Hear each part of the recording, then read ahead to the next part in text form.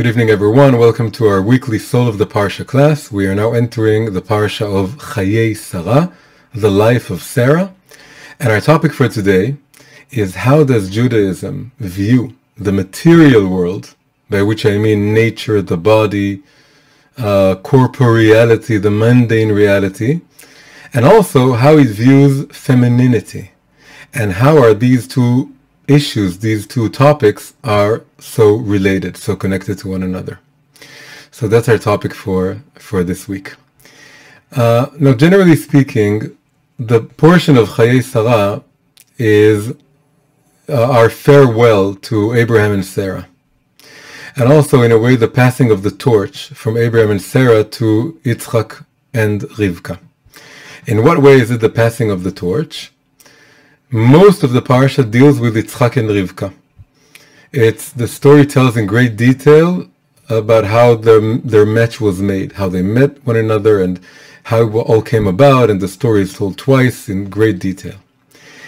However, the beginning is very much about Abraham and Sarah, the first Aliyah, and this year we're focusing on the first Aliyah and what we can glean out of it. And also the end of the parasha tells us about Abraham's passing and what happened to him after Sarah's passing.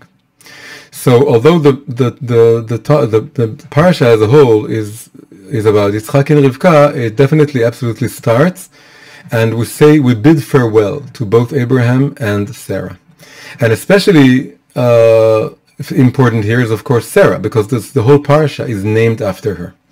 And in the very, very beginning, so just to get an idea of where we're at, the first portion tells the story of Sarah passing away, and then Abraham buying the cave, the burial cave, in which he buries her from Ephron, and taking care of the burial.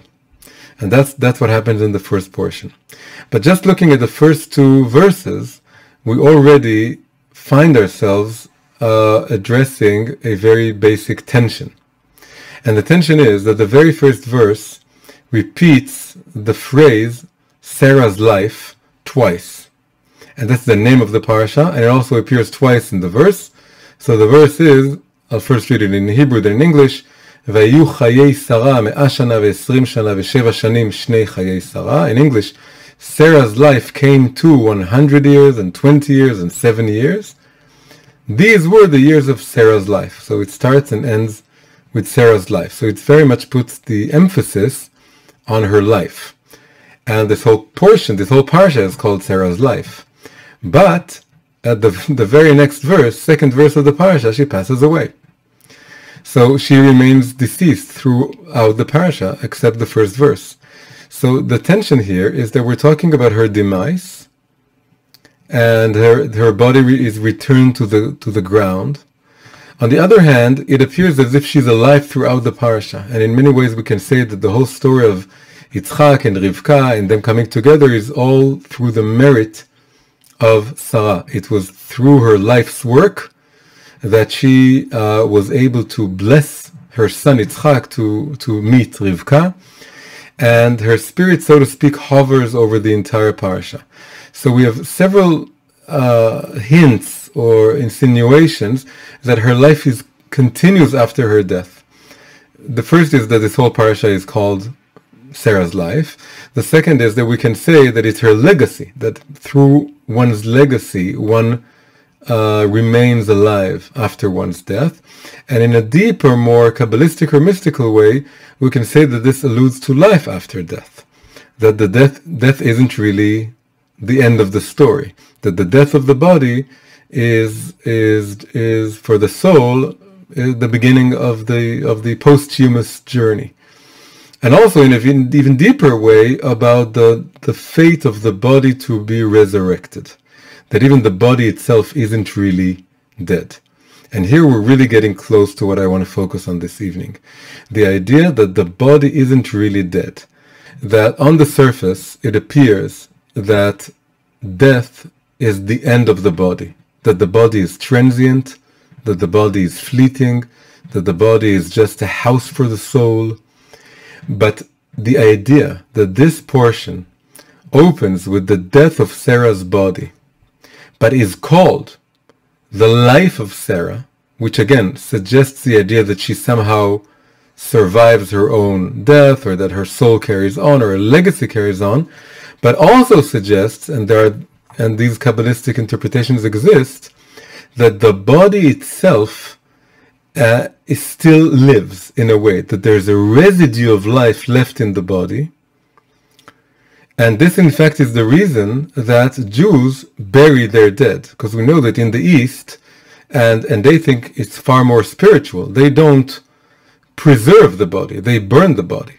And in India, this is all over the place. You see this in India, you see this on the Ganges River, and in many traditions, many Christians do this.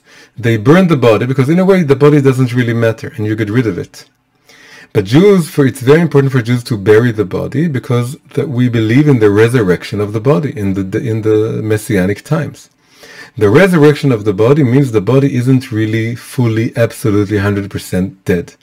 There's a residue of life and the body remains. There's also this very interesting idea that for righteous people, for tzaddikim and tzaddikot, like Sarah, the body does not decay. And there are actual stories about bodies of righteous people who were dug up for some reason, maybe because they had to be moved, and they saw that incredibly the body did not decay, because they were able to elevate the body to such a degree that the body did not decay.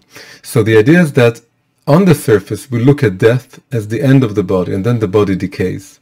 And even if we imagine something like resurrection, it's the body recreating itself in some way, or assumes flesh and skin, etc. But the deep idea of looking at the parsha in this way is that the body dies, but the life goes on. Again, many ways to look at this, but one way is that the body itself remains alive after it's dead, which means there's more to the body than what it seems. That there's more to the body, not just to the soul, than meets the eye. Obviously, there's more to the soul than meets the eye. The soul is part of God, the soul is spiritual and divine, and so on. But the idea is that here the death of the body isn't really the death of it's not the end of the body. The body is more than what it appears. So this is just an introduction. Now, we want to start out with taking a very famous interpretation on this situation of Abraham mourning for Sarah, because it's described that he takes her to Kiryat Arba, which is Hebron. Let's just read the second verse of the Parsha, because that's what we want to focus on. So the second verse says, I'm just going to read the English one. Sarah died in Kiryat Arba. Kiryat Arba means the city of four, and there are several explanations for what it means. Maybe it refers to the four couples who are buried there.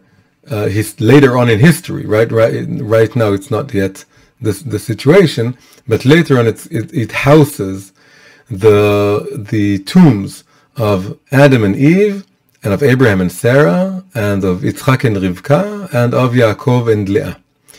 And another explanation is that it used to belong to four primordial giants. And here we're going to get another interpretation. Anyway, it's called the city of four, and then it's given another name, which is Hebron, of course, the city of Hebron, in the land of Canaan. And the end of the verse is, and Abraham came to mourn for Sarah and to cry for her. So the Zohar takes this image and gives us a very, very beautiful interpretation. But it doesn't start with this image. It starts with the verse from Song of Songs. And the verse from Song of Songs Song of Songs is, of course, is a long romantic dialogue between a man and a woman, a male lover and a female lover. It's a couple. And it's this love song that goes between them. And then at some point, the woman says, I adjure you, O daughters of Jerusalem, or I put you under an oath. If you find my lover, the male counterpart, the lover, please tell him that I am sick with love. Shecholat ahavani. A very famous verse from Song of Songs. hear me, or I adjure you, O daughters of Jerusalem, if you find my lover, my lost lover, please tell him that I am sick with love sick. And then the Zohar explains that this woman now, it's the soul. The soul is like this feminine figure, and the soul is speaking to other souls. These are the daughters of Jerusalem. It's righteous souls that are going into the heavenly Jerusalem, the Jerusalem in the heavens. So it's the soul, each and every soul, speaking to the other souls that are already in heaven, and he's telling them, if you find my lover, tell him that I am lovesick. But then it gives several interpretations to what is the love sickness, and also, more interestingly, to who is the lover. So the first interpretation that the Zohar says is that the lover is God. The soul is, the woman is the soul, and the man is God. And then the love sickness is interpreted in two ways that are opposite, but they're really complementary. They really go together. One is that I'm lovesick, meaning I'm longing for God. I was in a body, now I'm coming out of the body, and I'm going back to God, and or maybe I'm still in the body, but I'm looking for God. And I'm lovesick because I miss God. The soul sings to the heavenly, to the souls that are in heaven. Tell God, if you find God up there, tell him that I'm sick with love and I long for God and I miss God.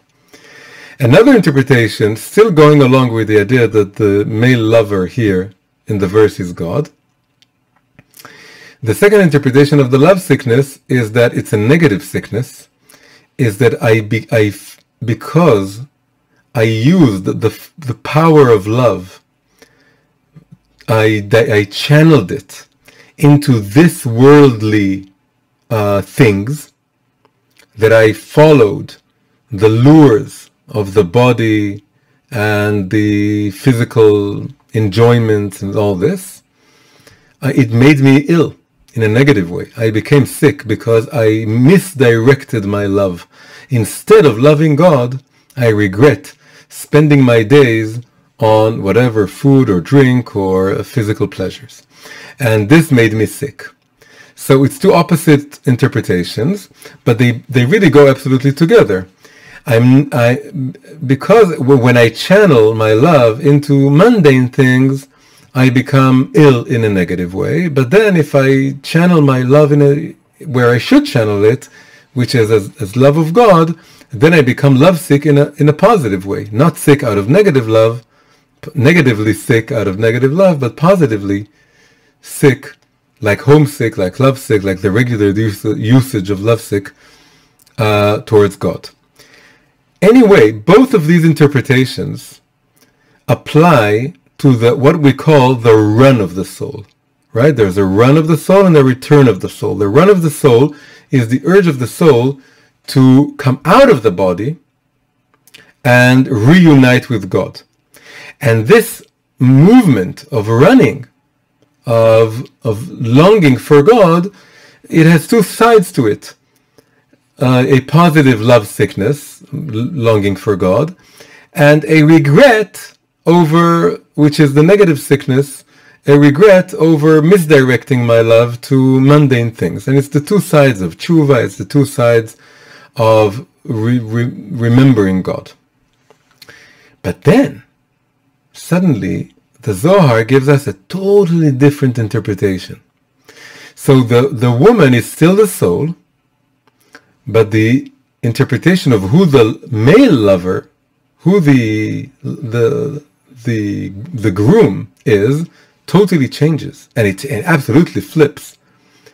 And the second interpretation is that the loved one is the body, not God. It's absolutely the opposite of what we just said.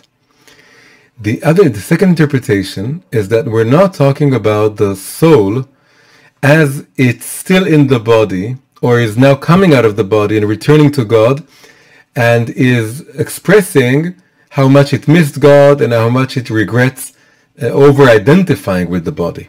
According to the second interpretation, the soul is now out of the body, and it's now reuniting, or has reunited with God, and it's lovesick for the body. It misses being with the body. So here the lover isn't God. The woman is still the soul, but the man isn't God. The man is the body. And the soul misses the body. She wants to reunite with the body. It's really, of course, it wants to be resurrected. It's boring to be in heaven with all the other souls. So the soul is talking to all these daughters of Jerusalem, the other souls, and it's telling them, if you're able to find my lover, my body, somewhere down there, tell my body, if you're able to communicate with my body, that I miss him. I miss my body so much. I want to go back to being in my body. So it's beautiful and amazing as it is that the Zohar gives us these two interpretations. However, how does the Zohar justify this whole second, more revolutionary interpretation? It uses the opening to our Parsha. It says, Abraham and Sarah are, respectively, the soul and the body. Abraham is the soul. Sarah is the body. When the verse speaks about Sarah being buried in Kiryat Arba, the city of four, which is Hebron, says the Zohar, what do these two names allude to? The city of four refers to the body being made up of the four classical elements of earth, water, fire, and air, that all of the ancients adopted this cosmological idea. And it's only the body that's made up of these elements, because the spiritual realms are made up of a fifth element. So the four elements are corporeal elements. So Kiryat Arba, the city of four, means that it's talking about the body that's made up of four elements. And Hebron, the second name, Hebron, means connected. And the idea is that when the body is alive, the four elements are connected. But now that the soul leaves the body, that they're separated, the body begins to decay and the four elements fall apart. The body disintegrates, the body decays. And because Abraham is mourning Sarah and is crying over Sarah, this is like the soul saying, it's the Song of Songs, I'm lovesick for the body. Right? There's a connection made between the soul being lovesick for her male lover, and this is correspondent to Abraham, who is now symbolic of the soul, who represents the soul now, mourning or longing or missing his wife Sarah, who is now the body. Now, of course, you can see that there's a gender swap that's going on here, right? Because in the Song of Songs, the soul is feminine and the body is masculine. But when we're talking about Abraham and Sarah, it's the very opposite. It's Abraham, the male, is the soul, and Sarah, the female, is the body. So this is very interesting in and of itself. Now this is what we want to now start to understand. How can the body and the soul be described in these two contradictory ways? That one is that the soul can be both male and female, and the body can be both male and female. Either way, it can't go together. It can't be that they're both male or they're both female, because there's a marriage of soul and body. So they have to be male and female. But they could. But in one place, the soul is the body, so the soul is male and the body is female. And the other place, the soul is female and the body is male. Now, it should be noted that the image that's in the Parsha, not in the Song of Songs, of Abraham being the soul and Sarah being the body, is the more well-known and the more often repeated, and the more, let's say, classical representation of the relationship between the spiritual and the material, not just in Judaism, but the world over. That in all over the world, and we can absolutely see this in Greece, and we're going to focus about this a little bit, that the physical realm was identified as female, and the spiritual realm was identified as male. Now, of course, this strikes many people today as being very sexist or being misogynistic. And this is exactly what we want to have a deeper understanding for, and to really get the depth of it. So here we don't have the fear of sexism and misogyny, because the Zohar tells us at the very start that both are true. That if it was only that the body is feminine and the soul is masculine, then we could say, oh, so you're saying that men are spiritual and women are physical, or something like this. And no, because we have the exact opposite image as well. But still, if I remain with this, it's a bit of a cop-out, and we have to figure out the focus on the image of Abraham being the soul and Sarah being the body, because that's the more classical structure of the way, all of the Kabbalistic thinking works with correspondences. So you have things being likened to other things. So the idea that the body and materiality, corporeality, is more feminine is far more widespread than the opposite image. What's really revolutionary in the Zohar is that in the Song of Songs, the soul is described as female and the body is described as male. That's revolutionary. That's what we have to figure out. But it's based on the more classical understanding of, again, the body being feminine, the soul being masculine. So I don't want to go around this, and I want to figure this out. So first I'll say that I dedicated a whole class to this exactly this week, 1 year ago, which is the Soul of the Parsha class for Chayei Sarah last year. And the video is called The Reconstruction of Gender, something like this, or of gender roles, and you can look it up on YouTube. And I tried to give it a deep explanation for why it's not sexist or misogynist to suggest that there is an affinity between femininity and the physical realm, and masculinity and the spiritual realm. And just saying one sentence, because the whole video, but one sentence is that, of course, every man and woman have a body and a soul. That goes without saying.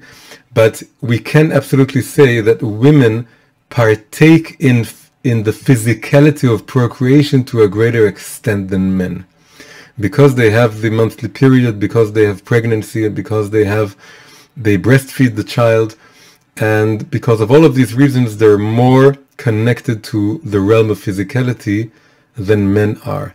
So it's not a question of one being more spiritual than the other, because they're both spiritual and they're both physical. It means that there is good reason for why femininity is associated with physicality and vice versa. Now, in order to really get a good understanding of this, and really understand where I'm really going to with this class, is that we want to figure out why is the idea that femininity is connected to, or is associated, or corresponds to, or parallels to physicality more than masculinity. Why is it even considered to be sexist or misogynistic? And I think the reason for this is very simple, and it has to do with what I call the Greco-Christian heritage. So I have to explain this term. In the academic world and beyond it, there's a very widely known, very widespread concept called the Judeo-Christian heritage. The Judeo-Christian heritage talks about some very fundamental ideas that appear in Judaism, and then later on also appear in Christianity, because Christianity is based off Judaism, and it takes a lot of Jewish ideas and carries on with them into Christianity. And of course, it sees itself as a continuation or in a fulfillment of Judaism. And this is contrasted with pagan ideas, which that don't come from either Judaism or Christianity. For example, the Greek world being very much worshipping nature, for example. So the pagan world would worship nature, but both Jews and Christians don't worship nature. Or the pagan world is polytheistic, but Judaism and Christianity are both monotheistic. And so then when you put the accent on what Judaism and Christianity have in common, you can absolutely contrast them to the pagan or barbaric or non-Jewish or Christian or polytheistic world. So this is a very well-known concept, the Judeo-Christian heritage. However, we should remember that this is a very Christian concept also, because Christianity is, so I want to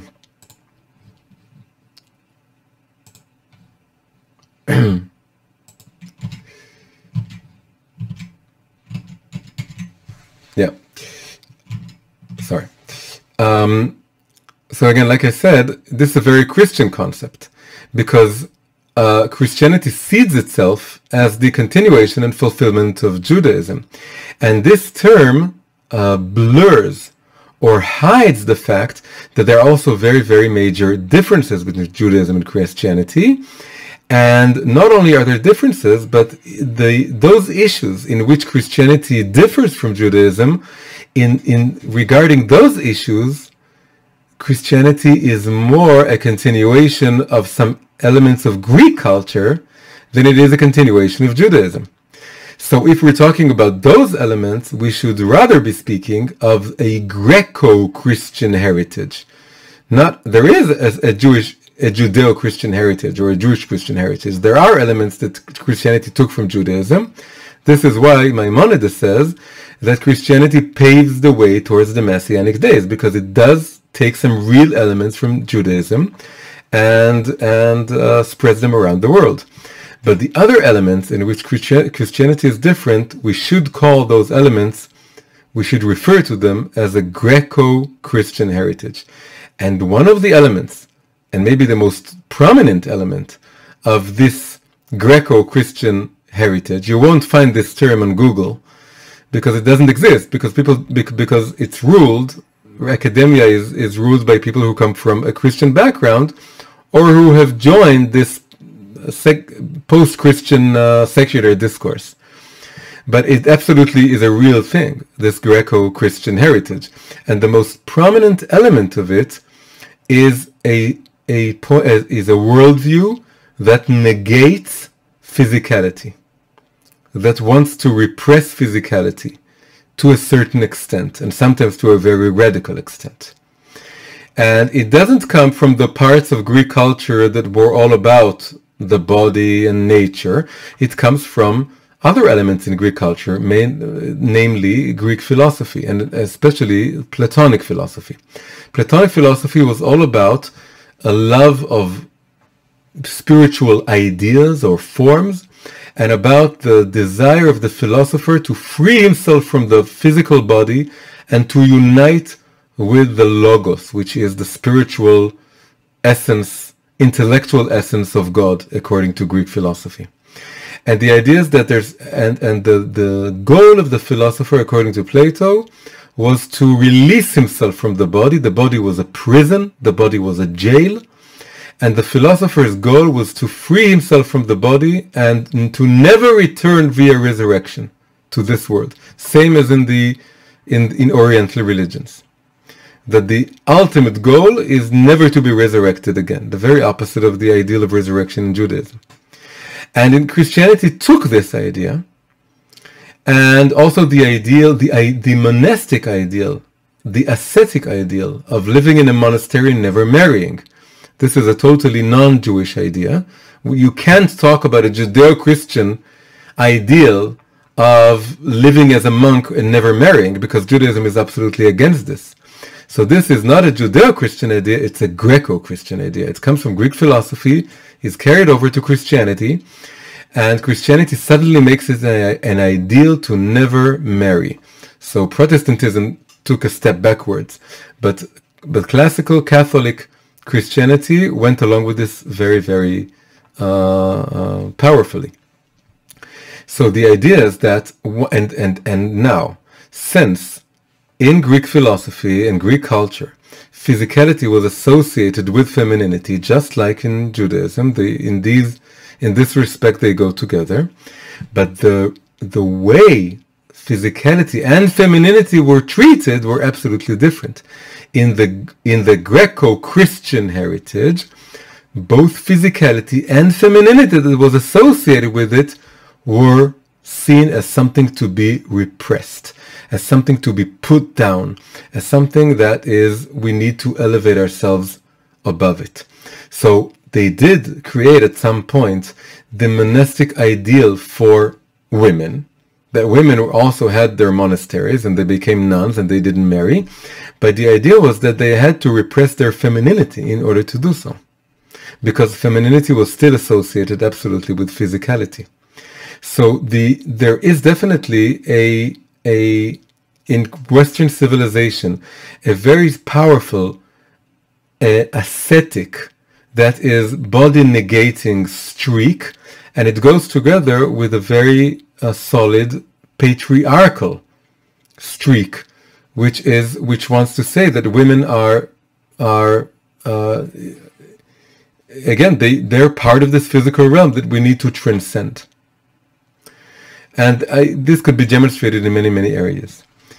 And just to give a tiny feel for how physicality and femininity were connected, we can see this in the Latin term for matter. The English word matter comes from the Latin word mater, which means mother. Mother and matter are linguistically connected because they were associated with one another. There was the body and the matter and form. Matter was feminine, form was masculine, and so on. So again, in the Greco-Christian heritage, the ideal was that we should escape from the physical realm, which means we should aspire to be disembodied souls, and just to identify with the masculine level or realm of things. Now, in the Jewish tradition, not the Judeo-Christian, the Jewish tradition, as opposed to the Greco-Christian, we have something far more complicated. On the one hand, we do see a form of this hierarchy. We do see the idea that one has to have the soul govern the body. We do see the idea that one shouldn't be infatuated with the body or worship the body or worship nature. And we saw this in the first interpretation of the Zohar, that spoke about the love sickness it should only be directed to God, and love for the body is seen as creating a negative kind of sickness. So it absolutely exists, and it was there in the first interpretation of the Zohar. It absolutely exists in Judaism. But there are now two very important buts to be added. If you just look at this would appear to go together with Christianity or with the Greek philosophy, and you can pull this in together with the idea of the Judeo-Christian heritage. But now we have two important buts. And the two important buts is that there are many, many different ideas that all come together to suggest one big idea, which is that ultimately the body and the physical realm in general are higher in essence than the soul and the spiritual level. That although it appears that the soul is superior to the body, that the world to come is superior to this world, that spirituality is superior to physicality, if you go down to the essence of them, it flips. And the essence of the body and the essence of this world and the essence of physicality become higher than the essence of the soul and the world to come and spirituality. And this is one but, one caveat. And the second caveat is that there is a whole concept in Kabbalah which talks about the rise of femininity in history. This is something I teach about and speak of in many occasions. And I have this whole book that I wrote about this. And the idea is that there is according to Kabbalah, according to the Ari, history has a direction, and part of the direction of history is that it traces the trajectory of the rise of femininity. And the rise of femininity is also the refinement of the body. So again, two caveats, two buts. The first but, that the body in essence is higher than the soul. Second but is that this isn't static, it's dynamic. And both the body and femininity are constantly being refined and are rising, and will ultimately reach a state in which the body is so refined and femininity is so high that they reflect the idea that the essence of physicality, which now also becomes the essence of femininity, is higher than the essence of spirituality and masculinity. And the roles are reversed. And now it's the physicality and femininity teaching, bestowing wisdom upon spirituality and masculinity. And this is really solves the riddle of how the soul and the body can be addressed, once as the body being feminine and the soul being masculine, Sarah and Abraham, and then as the swapping gender roles, the body suddenly being the masculine, the lover, the male lover, and the soul being feminine, the woman, the female lover. And the idea is simply that the Abraham and Sarah image reflects the classical relationship between spirituality and physicality, in which the teacher, the mashpia, the bestower, the influencer, the giver, the teacher is the soul, and this is why it's masculine. Right? In Kabbalah, masculine is identified with mashpia, bestowing, and feminine is identified with being the vessel that receives, being the giver and the receiver. So in the classical relationship, who is the giver? That is the male. It's the soul. And who is the receiver? The feminine. That is the body. This is why the soul is likened to Abraham and the body is likened to Sarah. But when the soul comes out of the body and it rises and rises, and all of history is the body rising, and so when the soul comes out of, when the body dies and they're separated, and the body is elevated and raised, suddenly it's all reversed. And now the soul becomes the recipient, and this is when the Song of Songs, the soul is feminine, and the body, because it's now so elevated, because we're talking about the ideal of messianic resurrection, the body is so elevated, the body becomes the male, that is the mashpia, the bestower, the giver, the teacher. The body teaches the soul. So we can see this in the story of Abraham and Sarah, and we can see this in some very basic Hasidic ideas. So in the story of Abraham and Sarah, how do we see this reversal of roles? It was here in the previous Parsha. In the previous Parsha, right, in this Parsha we're told, the Zohar tells us, that Sarah is like the body and Abraham is like the soul. But in the previous Parsha we were told that as they were aging, in the last years of their lives, after Yitzchak was born, their roles were absolutely reversed. And God told Abraham, heed Sarah's voice, and everything that Sarah tells you, you should do what she tells you. You should be the recipient, she should be the bestower or the teacher. You should listen to her. The idea that, which really means Sarah becomes the male, so to speak, the mashpia, and Abraham becomes the female. It's reversed. So the image from the previous parsha of Sarah rising and passing Abraham in stature and becoming his prophet and his teacher is really the idea that in the days to come the body is going to be refined and elevated to the point that it would teach the soul. And this is exactly what the Alter Rebbe, first Rebbe of Chabad, tells us about the days to come. He tells us right now the body receives sustenance from the soul. How do we know this? At the moment the soul leaves the body begins to decay. It can't live anymore. The moment the soul leaves it, the body becomes motionless and then begins to decay.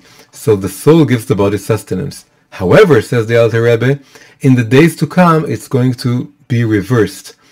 And the body will give sustenance to the soul, will give inspiration to the soul.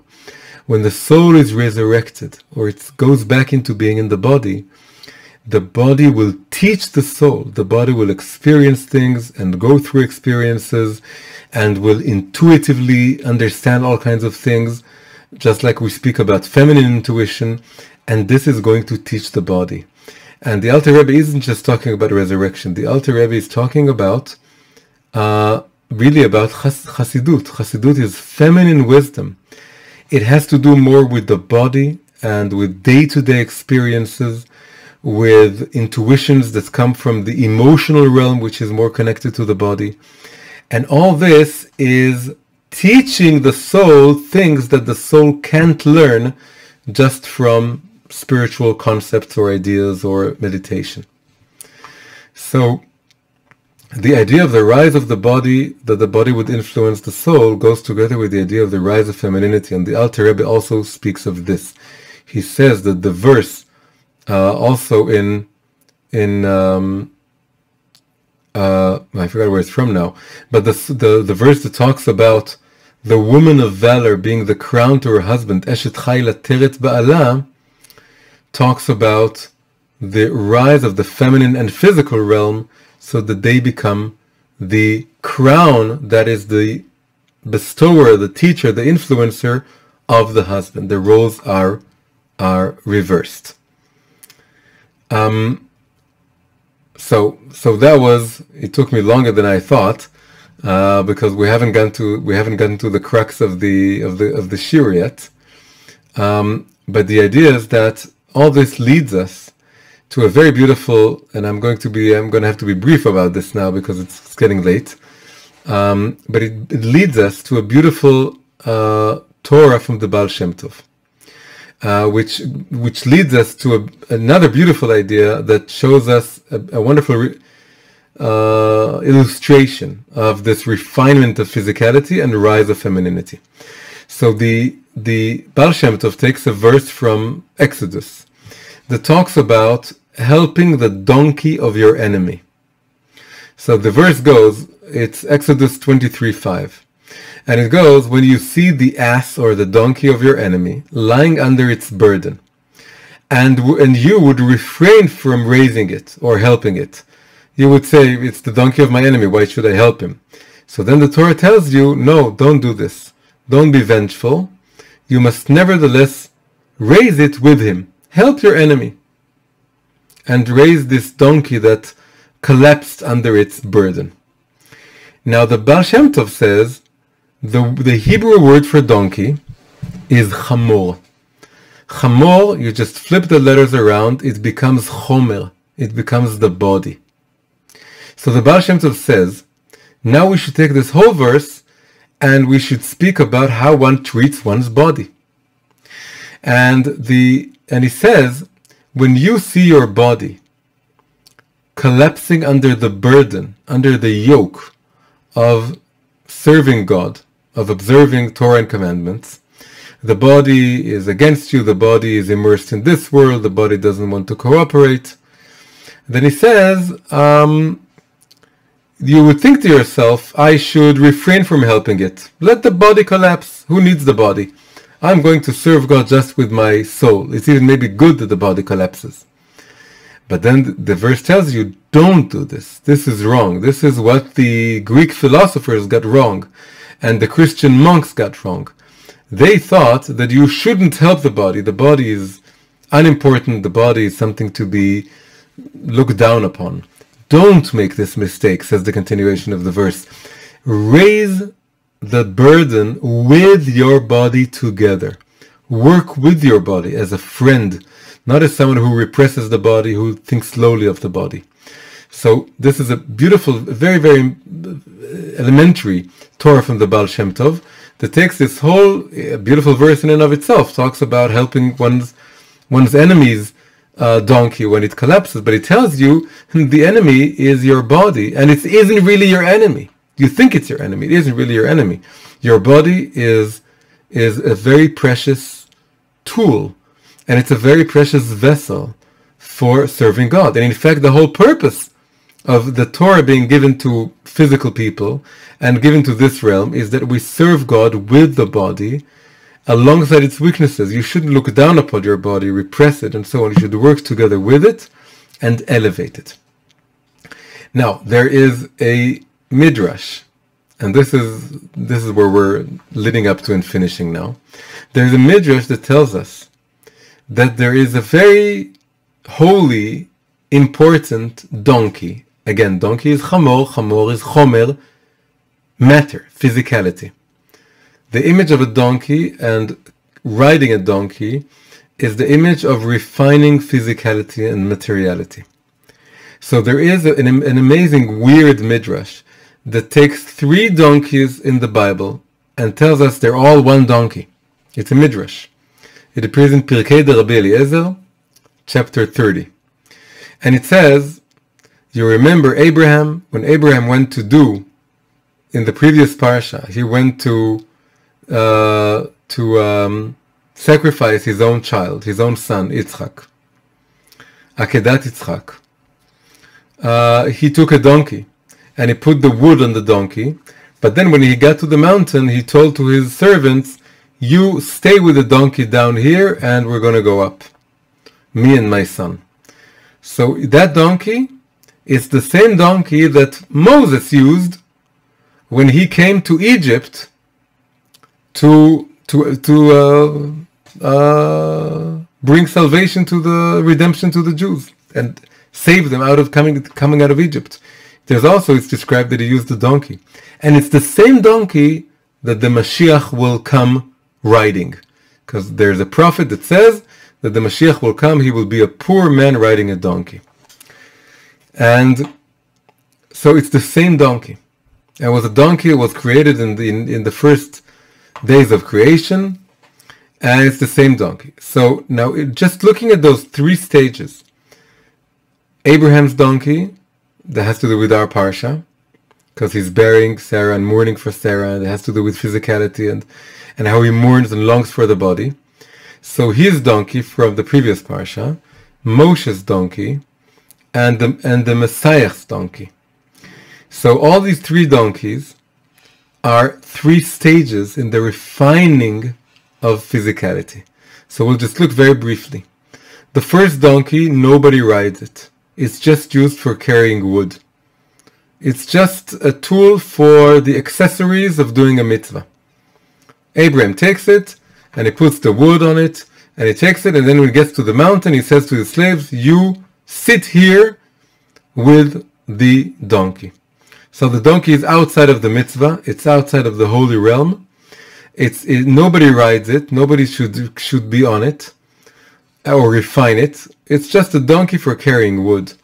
And because the refining of physicality is also the rise of femininity, where is Sarah? Nowhere to be found. She's nowhere there.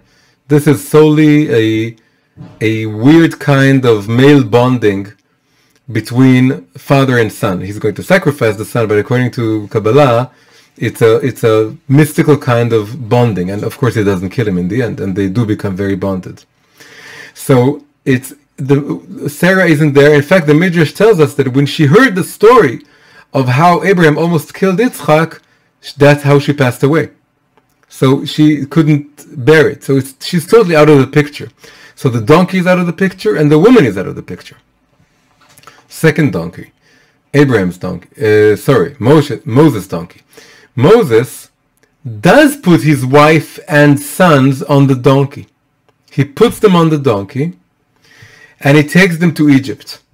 But then suddenly they disappear. When the continuation of this, he meets Aaron, and then the continuation of the story is only him and Aaron. So before this, 2 differences. it's not just putting wood on the donkey. He puts his wife, he's not on the donkey, but he puts his wife and children on the donkey.